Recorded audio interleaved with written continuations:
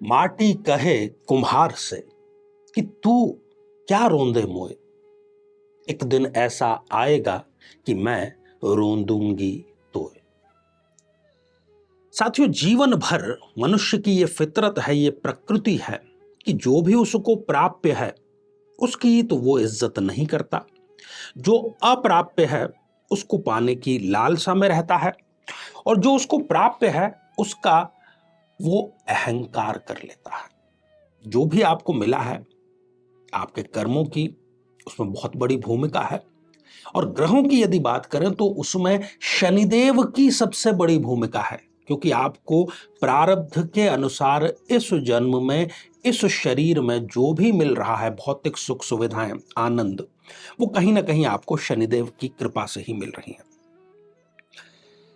साथियों, आज हम शश योग की चर्चा कर रहे हैं। शश योग पहले से ही चर्चा में हमारे चल रहा है, और आज जो तुला लग्न में बनने वाले शश योग की हम चर्चा करेंगे। और क्यों मैंने ये कहा, क्योंकि तुला लग्न में जो शश योग निर्मित होता है वो हर एक चीज इस जातक को प्राप्त होती है जिससे वो शश योग निर्मित हो रहा है, जिस भाव में।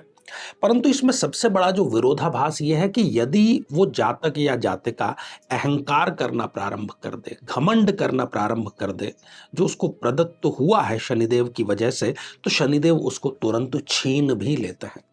शशयोग के बारे में ये बात आपको और कहीं पर सुनने को नहीं मिलेगी, क्योंकि ये शास्त्रीय के साथ अनुभव सिद्ध अर्थात व्यवहारिक बात है।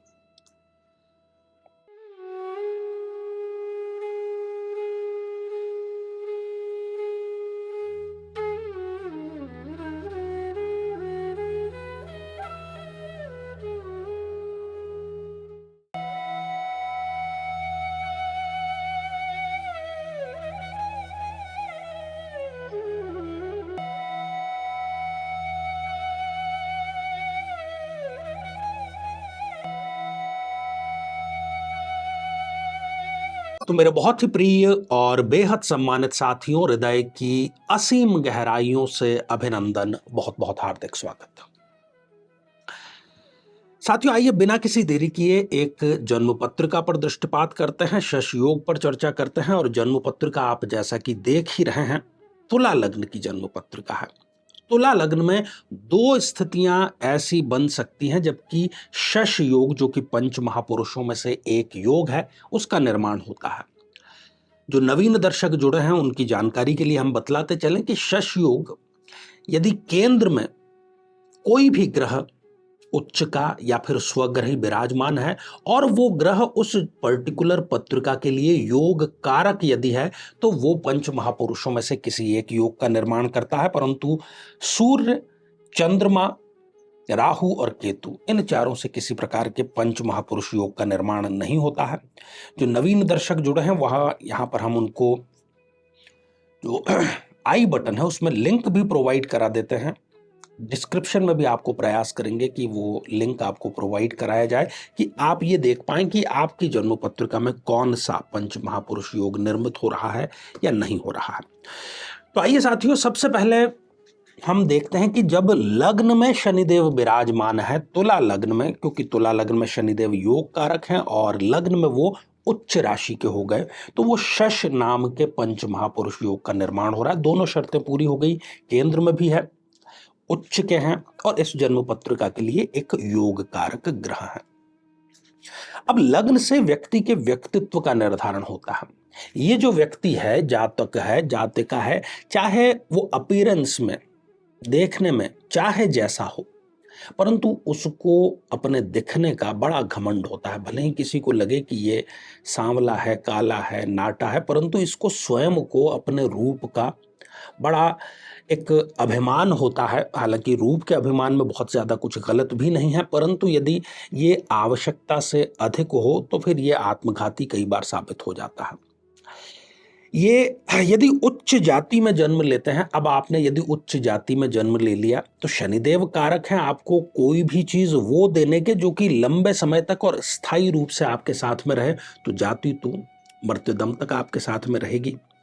परंतु यदि फिर आपने वही घमंड या अहंकार कर लिया तो शनिदेव उस जाति से संबंधित जो आपको लाभ मिलना चाहिए या मिल रहा था उसको कहीं ना कहीं फिर व्यवधान करने का कार्य भी कर देंगे। गुणवान ये व्यक्ति होता है, शनिदेव लग्न में विराजमान है, न्यायप्रिय होता है, कहीं पर भी कुछ गलत हो रहा हो तो हस्तक्षेप जरूर करता है, विवेकवान होता है, और जो प्रारब्ध है, इस शरीर से जो फल भोगना है हमें, प्रारब्ध है वो यदि थोड़ा सा भी ये स्पिरिचुअल तरीके से स्वयं को एक्टिव कर लेते हैं, क्रियाशील कर लेते हैं, तो शनिदेव इन पर प्रसन्नता बरसाने में कोई कमी नहीं रखते। यहां पर बैठे हुए जो शनिदेव हैं वो अपनी तीसरी दृष्टि से पराक्रम भाव को देखने का कार्य कर रहे हैं। तो ये जब तक महत्वाकांक्षा पालेंगे, सारी महत्वाकांक्षा पूर्ण होगी, परंतु जैसे ही ये अति महत्वाकांक्षी हो जाएंगे, अति करेंगे किसी भी चीज की, तो फिर वही शनि वापस इनके जो रिवर्स गियर है उसमें ला करके इनको दे सकता है। नौकर चाकर इनके भरपूर होंगे, उसका लाभ इनको मिलेगा, घर में भी ऑफिस में भी।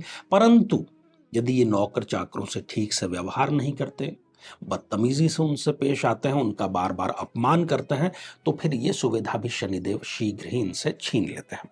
छोटे भाई बहनों से भी इनको लाभ मिलता है, जो भी छोटा भाई बहन हो वो भी इनके साथ में खड़ा रहता है, चाहे वो कितनी ही विपरीत परिस्थिति क्यों न हो। अब यहां पर बैठे हुए जो शनिदेव हैं वो अपनी 7वीं दृष्टि से सप्तम भाव को देखने का कार्य कर रहे हैं। तो विवाह के पश्चात इनका भाग्योदय अवश्य होता है, यदि ये पूर्ण कुंडली मिलान करके विवाह करते हैं, केवल गुण मिलान करके नहीं।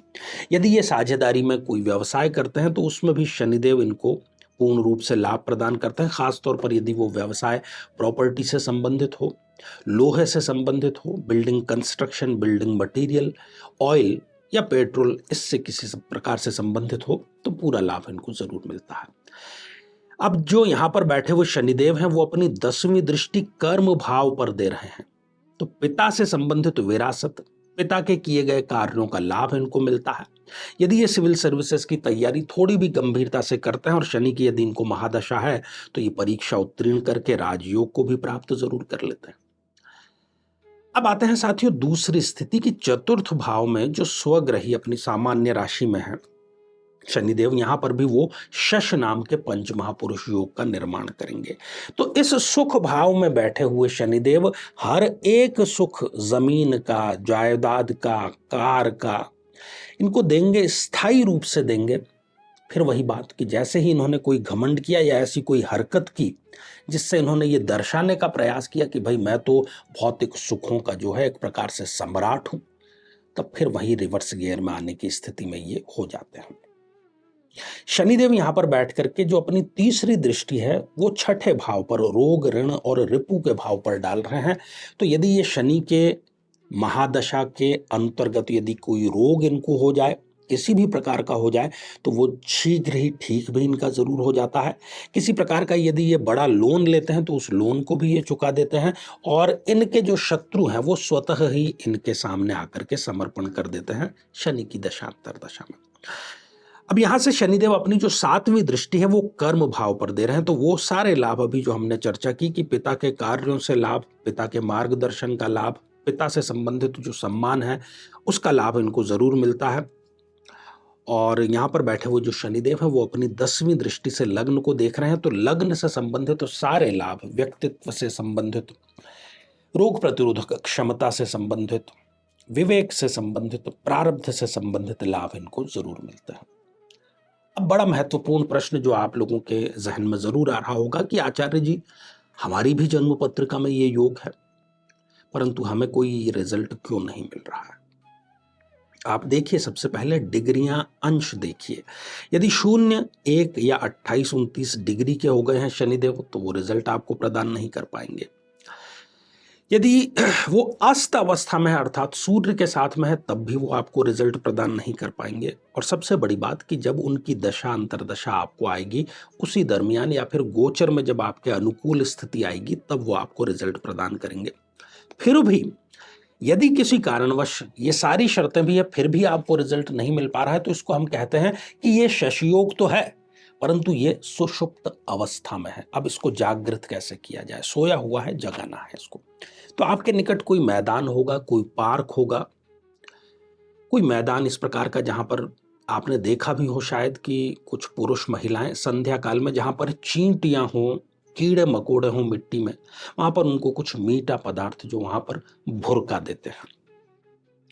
तो आप भी इस प्रकार से मीठा चूर्ण निर्मित करके चींटियों को नियमित रूप से प्रदान करें। चींटियां स्वयं जो है वो शनिदेव का प्रतिनिधित्व करती हैं।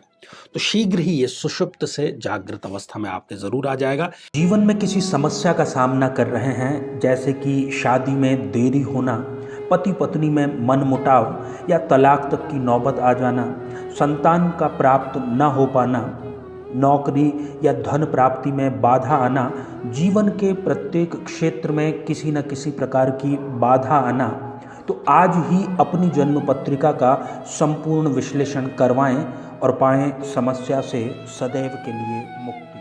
साथियों, श्रृंखला ये हमारी आगे जारी रहेगी। अब समय हो चला है आपके कमेंट्स को शामिल करने का, और पहला ही कमेंट जिस आईडी से आया है वो है महाकाल 1027, और आपने ओम नमः शिवाय लिख भेजा है। ढेर सारी आपको शुभकामनाएं। साथियों, अगला कमेंट फुसाबकर जी ने लिख भेजा है, प्रणाम गुरुजी, मेष लग्न में मालव्य योग का वीडियो अपलोड नहीं हुआ है। मेष लग्न में ये नहीं होता है क्या? बिल्कुल सही फरमाया आपने कि मेष लग्न में शुक्र चूंकि एक मारक ग्रह होता है, इसलिए वो मालव्य योग का निर्माण नहीं करता। साथियों, अगला कमेंट राम आशीष मौर्य जी ने लिख भेजा है, और आपने नमस्कार लिख भेजा है। तो राम आशीष मौर्य जी, बहुत धन्यवाद, शुक्रिया आपका, और आशीर्वाद हृदय की असीम गहराइयों से।